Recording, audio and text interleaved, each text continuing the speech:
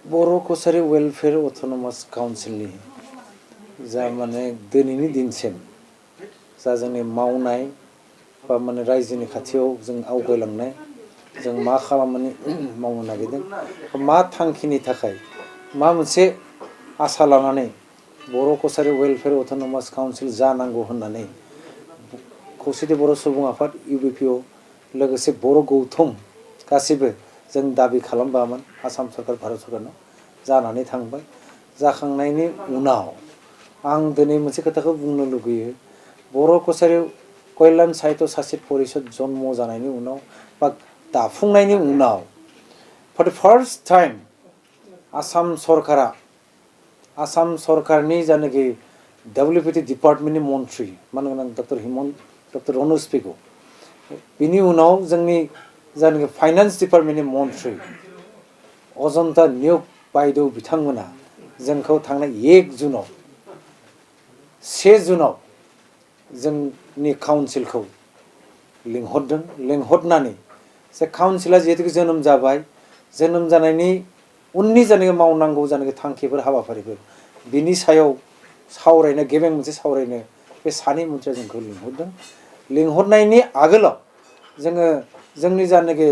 Nadal बा जोंनि बिभागीय जानाखि माने मन्थ्रि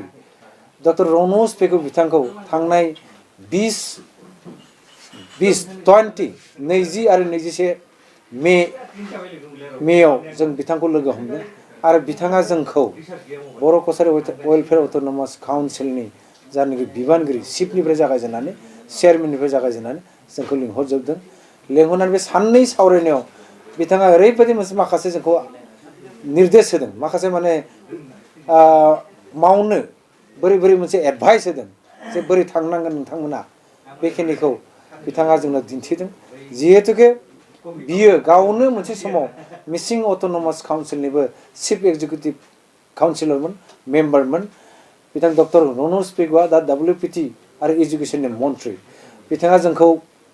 लिंहरनानै साननै जोंजों सावरायनानै 20 and 21 May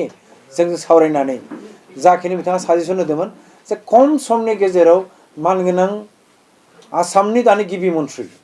doctor Himanta Biswa Sharma बिथाङा बुंदों जे नोंथांमोना WPT मन्थ्रिजों रायलायनानै डिपार्टमेन्टजों सावरायनानै आरोबाव नोंथांमोना फाइनान्स डिपार्टमेन्टजों सावरायनांगोन फाइनान्स डिपार्टमेन्टनि मन्थ्रिजों सावरायनांगोन ओंखायनो खेबसेयावनो नोंथांमोना मिटिंखौ खालाम मानगोनां चिफ मिनिस्टारनि निर्देशआव बा लुगैनायाव बिथांनि जाने साननायाव थांनाय 1 जुनाव फाइनान्स मिनिस्टार अजन्ता नियोग बायदेवआ लोगोसे जोंनि WPT and BC मन्थ्रि एजुकेसन मन्थ्रि डक्टर रनज पेगु बिथाङा जोंखौ लिंहरनानै सेक्रेटारियेटआव जों सावरायदों A ब्लकनि ग्राउन्ड फ्ल'र बे सावरायखालि जोङो बर' कसारी वेलफेयर अट'नमास काउन्सिलनि जानाखि 24 मेनि जानाखि रेजुलेसन 24 मेनि जानाखि माइनुट्स डिटेल्स माइनुट्स बे माइनुट्सखौ जोङो साबमिट खालामदों सानै मन्थ्रिनो आरो बिथांमोना बेखौ नोंथांमोना मोजां प्रस्ताब लाना फैदों होनदों बिथांमोना जोंनि जानाखि थांखि जोंनि लुगैनाय बिथांमोना बुंदों जे नोंसोर गोदान काउन्सिलबाबो मोजाङै प्रस्ताब लाना फैबाय जोंनि जानाखि हेड अफिस लुफुंनायनि खोथा जोंनि गुवाहाटीयाव रिजनेल अफिस एबा साब अफिस लुफुंनायनि खोथा आरो बे मोननै अफिसाव नांगौ रोखोमै जानाखि अफिसारफोर जाने टेकनिकेल अफिसारफोर बा जोंनि अफिसारफोर प्रिन्सिपाल सेक्रेटारिनिफ्राय जागायजेननानै बिथांमोना मन्थ्रि सानै होनबाय जोंनिफ्राय जोङो पस्ट क्रिएसननि थाखाय नोंथांमोननि काउन्सिलनि थाखाय जों प्रप'जेलखौ होखाबाय जोंनिफ्राय जों लुगैनाया मा जिहेतुके जोंनि जानाखि कनसेप्ट जोंनि जानाखि काउन्सिलनि जानाखि एक्टनि जानाखि इन लेटार एन्ड स्पिरिट जुदि इमप्लिमेन्ट खालामनो थाङोब्ला जोंनिया जाहैबाय सदियानिफ्राय धुबुरीसिम बिराद बुरजायै माने गोलाव एरिया लोगोसे ओरैबाय बराक भेलियाव 3 डिस्ट्रिक्ट दङ बे 3 डिस्ट्रिक्टआव जोंनि बर' फोलेरनि मानसि दङ रियां आरो बर' फेमिलि दङ बिथांमोना जिहेतु काउन्सिलाव दङ बेनिफ्राय जागायजेननानै ओरैजाय लखिमपुर धेमाजि दङ बे ओनसोलसिम जोंनि जानाखि बर'फ्रा दङ ओंखायनो जोङो बुंदों जोंनाव नांगौ रोखोमै जानाखि स्टाफखौ एसे बुरजा होनांगोन बेनिफ्राय जों होनदों जिहेतु बिराद गिदिर बिराद बुरजा एरिया ओंखायनो जोंनो बे अफिस माने एस्टाब्लिशमेन्टनि थाखाय हेड अफिस एन्ड साब अफिस बेनि थाखाय जाखिनि रां जों बिराद बुंदों रांखौ जोंनो होनांगोन लोगोसे जोंनि जानाखि फैनाय दिनफोराव काउन्सिला जा 34 साबजेक्ट्स जानाखि डेलिगेटेड 34 साबजेक्ट जानो हेन्ड अभार खालामनाय बे डेलिगेटेड साबजेक्ट्सफोरनि सायाव जोंहा जुदि डेभेलपमेन्टेल एक्टिभिटिस बा जोंनि बर' जातिया लुगैनाय बा बर' जातिजों ज' थाफानाय बेफोरनो जाति जन'गोष्ठीफोरा लुगैनाय दे माने सिदायै बर' कसारि कल्याण साहित्य सासित परिषद निजे जानो सासन खालामनो जानाखि परिषद काउन्सिल सोरखार बेनिफ्राय गोबां मोनसे आसा खालामदों ओंखायनो जों सानदों जोंनो बुरजा मोनसे फान्डखौ रांखौ जोंनो दरखार जागोन नांगौ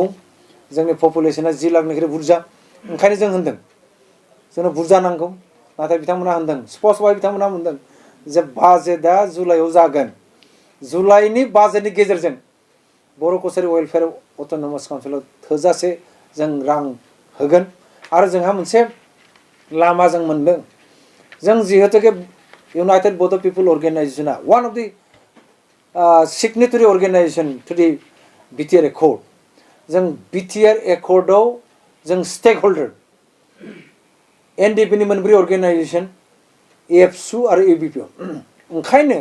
भारत सरकारा सुक्तिनि गेजेरजों आसाम सरकारा सुक्तिनि गेजेरजों जा रां हरनो नागिरदों सुक्तिनि गेजेरजों रां हरनो नागिरदों बे रांखौ बे फान्डखौ जोंनोबो नांगौ होनना जों बुङो आं जेसेबांखिनि मिथिगौ आसाम सरकार बा भारत सरकारजों थोंजोङै जोङो रायज्लायनो मोनाब्लाबो नाथाय जोंनि स्टेक होल्डार बर' दैदेनगिरि बिथांमोना होनदों बिटिआरनि बाहेरायाव थानाय बर'फोराबो बे रांखौ मोनगोन आरो जोंनो थोजासे बिथांमोना रां होगोन होनना बुंदों आसा खालामो खम समनि गेजेराव बिथांमोना होगोन जुदि बाजेटआ जुदि जुलाइआव फैयोब्ला बेनिफ्राय जोंनि सुक्तिनि गेजेरजों जा रां फैनाय जानि स्पेसियेल जानाखि पेकेजानो हक बा राङानो हक बे रांखौ जुदि जों मोनोब्ला आं सानो बर' कसारि वेलफेयार अट'नमास काउन्सिलनि जानाखि एडमिनिस्ट्रेटिभ जानाखि जुरिसडिक्सन जोंनि एडमिनिस्ट्रेटिभ जुरिसडिक्सनाव जाखिनि गोलैयो बा जोंनि एडमिनिस्ट्रेसननि गेजेरजों जाखिनि गोलैगोन मानो होनब्ला बिराद स्पस्ट बर' गामिफोरखौ लानानै बर' न'खरफोरखौ लानानै बे काउन्सिलखौ दानाय जादों ओंखायनो एडमिनिस्ट्रेटिभ जुरिसडिक्सनाव जाखिनि गोलैयो बेवहाय जों खामानि मावनो थाखाय खाबु जों मोनबाय नाथाय रांखौ होनाय जायाखै रांखौ होब्ला जोङो फुल सुइङाव खामानि मावनांगोन दाख्लै 1 जुनाव आसाम सरकारा for the first time Boro' Kachari welfare autonomous काउन्सिला जोनोम जानायनि उनाव बा दाजानायनि उनाव आसाम सरकारनि जानाखि मन्थ्रिफोर आसाम सरकारा डब्लिउपिटि डिपार्टमेन्टजों आरो फाइनान्स डिपार्टमेन्टजों मोनसे मिटिं एरेन्ज खालामदोंमोन 1 जुनाव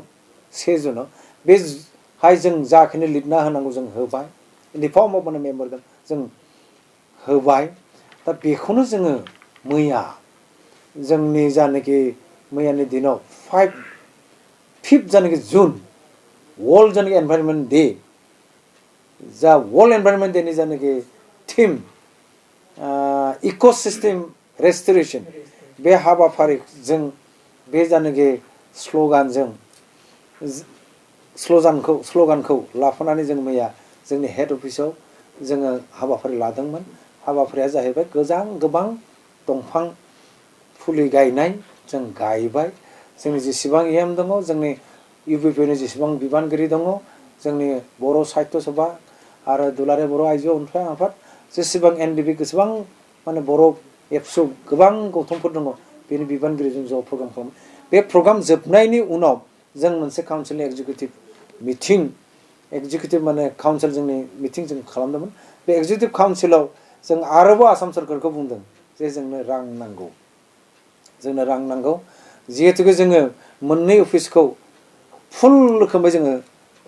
दा जोङो लानो हाबाय हेड अफिस जोंनि सानजारि नोगोर सिमेन्ट सापरि बे जाबाय वेल माने बिल्डिं बा इनफ्रास्ट्राक्चार जों मोनबाय नाथाय बे जोंहा अफिस स्टाफफ्रा थाबैनो मोननांगौ बेजों लोगोसे बे नोंथांमोननि चेनेलनि गेजेरजों आं मोनसे खोथाखौ बुंनो आरोबाव लुगैफिनो बे जाहैबाय मानगोनां बिटिआरनि चिफ एबा बिटिसिनि चिफ प्रमोद बर' भाइया प्रमोद बर' बिथाङा जोंनो गुवाहाटीनि जायनाखि गेजेराव गुवाहाटी महानोगोर गुवाहाटी सिटिनि गेजेराव थानाय बड'लेण्ड भवन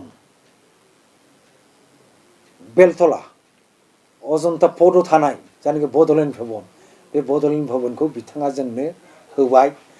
होबाय माने बर' कसारी वेलफेयार अट'नमास काउन्सिलनि अफिसनि खामानिफ्रा बेहाय जाथोंसै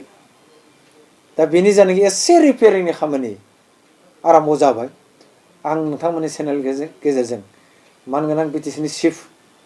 बा बिटिआरनि चिफ बिथांखौ जोंनि गोजोननायल' नङा जोंनि काउन्सिलनि जानानै on behalf of the council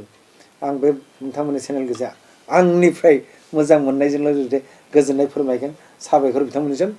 जे जोंनि बर' जेंनाफोरनि सायाव जेसेबां थांनाय दिनफोराव जाखिनि मोनसे सोमावसारनाय बेवहाय बिटिआरनि बाहेरनाय बर'फोरनि जानाखि रल बिहोमा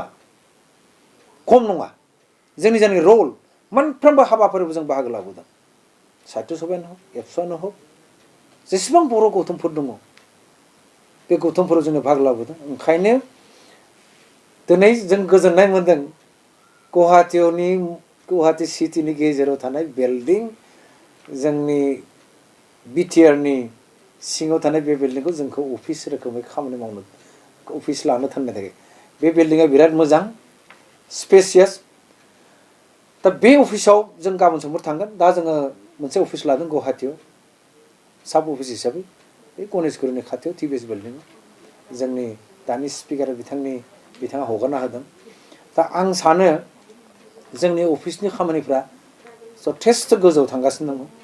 जों लुबैनाय बायदि थांगासिनो दङ आरो फैनाय दिनफोराव जोङो फान्ड मोननाय लोगो लोगोनो बाजेटआ थिग जानाय लोगो लोगोनो आरोबाव मोनसे मोजां माने स्पिडआव जों थांनो हागोन आं बे समावनो खावलायो जोंनि बिटिआरनि बाहेरायाव थानाय गासैबो बर' गौथुमफोरा जोंनि काउन्सिलखौ जुदि साजेसन हरो जोंनि काउन्सिलनि जायनाखि मावनायखौ आसि दिन्थिनानै खोन्थाहरो बेखिनिखौ आंनि बिजाबनिफ्राय आंनि गोसो सिंनिफ्राय आं खावलायनाय थाबाय आं एजुकेसन डिपार्टमेन्टखौ आंनो मानगोनां चिफ मिनिस्टार बिथाङा मैया होदों दाख्लै बेलासियाव बिथाङा एनाउन्स खालामदों बिथाङा आंनो होनायनि थाखाय आं बिथांनिसिम साबायखर आरो आं आसा खालामो एजुकेसन डिपार्टमेन्टआव जेसेबांखिनि जेंना जोंनि बर' गौथुमफोर जोंनि गोरों गोरा जोंनि एक्सपार्ट बिथांमोना बेवहाय आसि दिन्थिनानै जाहाथे खोन्थाहरो आरो जोंबो जिहेतु दा जों गलाघाट हालामाव दङ जोंनि मानगोनां प्रदीप सरगिरि बिथांनि न'आव दङ बे न'निफ्राय खावलायगोन गासै बर' गौथुमनि गोरों गोराया एजुकेसन डिपार्टमेन्टआव बोरै आवगायलांनांगौ आं बेखिनिखौ बिथांमोननि खाथियाव आंनि मोनसे